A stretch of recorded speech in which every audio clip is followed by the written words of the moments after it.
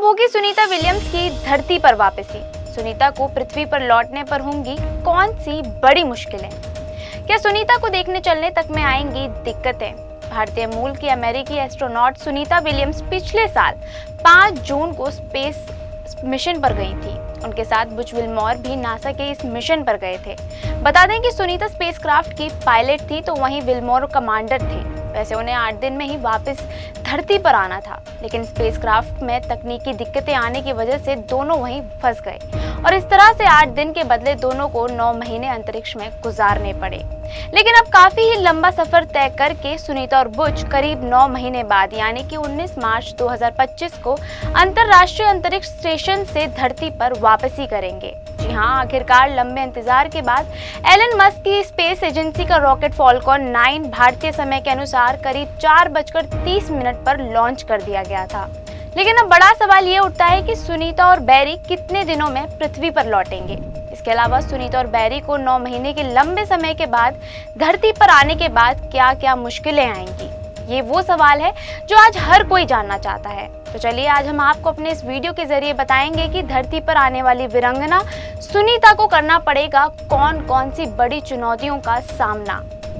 लेकिन इससे पहले आपको बता दें कि नासा ने सुनीता विलियम्स की पृथ्वी पर वापसी की तारीख तय कर दी है। वो भारतीय समय अनुसार 19 मार्च यानी बुधवार की सुबह 3:27 पर पृथ्वी पर वापस आएंगी। लेकिन उसके बाद उन्हें कई सारी परेशानियों का सामना करना पड़ेगा। दरअसल सुनीता विलियम्स और बुच विल्मोर को लंबे समय तक अंतरिक्ष में ग्रेविटी के बिना रहने के कारण उनके शरीर पर गहरा असर पड़ सकता है।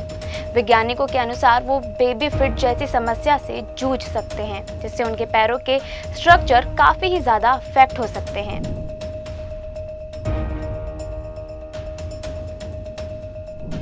लंबे समय तक माइक्रोग्रेविटी में रहने से हड्डियों और मांसपेशियों पर भार नहीं पड़ता, जिससे वो कमजोर हो जाते हैं। पृथ्वी पर लौटने के बाद उन्हें चलने में कठिनाइयां हो सकती हैं, क्योंकि पैरों को फिर से ग्रेविटी के अकॉर्डिंग चलने में समय लगता है।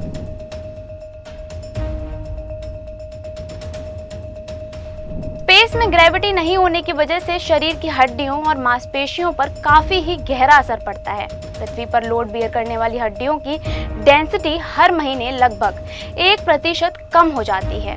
अगर सही डाइट, एक्सरसाइज और दवाइयां नहीं ली जाएं तो ये हड्डियों को कमजोर और नाजुक बना सकती है। इस बीमारी को एट्रोफी कहा जाता है। नासा के अनुसार अंतरिक्ष यात्रियों को इस बीमारी से बचने के लिए हर दिन कम से कम 2 घंटे तक एक्सरसाइज करनी चाहिए।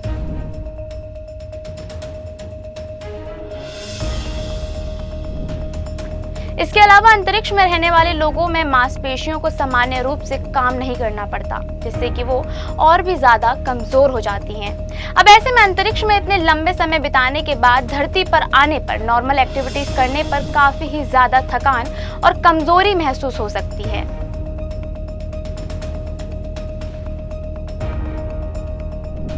इसके अलावा आपको बता दें कि अंतरिक्ष में माइक्रोग्रेविटी होने के कारण कान का इनर बैलेंस सिस्टम जो है वो काफी ही बुरी तरह से अफेक्ट हो जाता है, जिसके चलते पृथ्वी पर लौटने के बाद उन्हें डिजीनेस, नोजिया और इम्बैलेंस जैसी कई छोटी छोटी बीमारियों का भी सामना करना पड़ सकता है।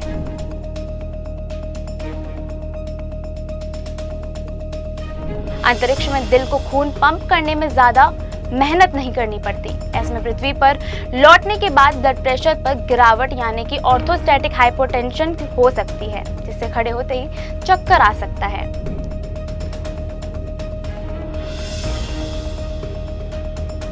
स्पेस में रहने से इम्यून सिस्टम काफी ही ज्यादा कमजोर हो सकता है। इससे सुनीता विलियम्स को इन्फेक्शन या फिर कई एलर्जी जैसी समस्याओं का भी सामना करना पड़ सकता है। तो ये हैं कुछ बीमारियां जिनका सामना सुनीता विलियम्स और बुच विल्मोर को पृथ्वी पर लौटने के बाद करना पड़ सकता है। इसके अलावा मानसिक तनाव और समय के साथ सामंजस्य बैठाने में भी प्रॉब्लम हो सकती है, जिसके कारण सुनीता और बुच की वापसी के बाद उन्हें स्पेशल रिहैबिलिटेशन प्रोसेस से गुजरना होगा। इसमें फिजियोथेरेपी, एक्सरसाइज, बैलेंस डाइट और मेडिकल मॉनिटरिंग भी शामिल होगी। नासा की मेडिकल टीम ये इंश्योर करेगी कि वो जल्द से जल्द नॉर्मल कंडीशन में वापस लौट जाएं, ताकि उन्हें किसी भी तरह की समस्या से ज्यादा दिनों तक नहीं जूझना पड़े। आपकी क्या राय है इस बारे में, हमें कमेंट करके जरूर बताएं। ऐसी ही और भी वीडियोस को देखने के लिए फॉलो और सब्सक्राइब करें इंस्टा फीड को।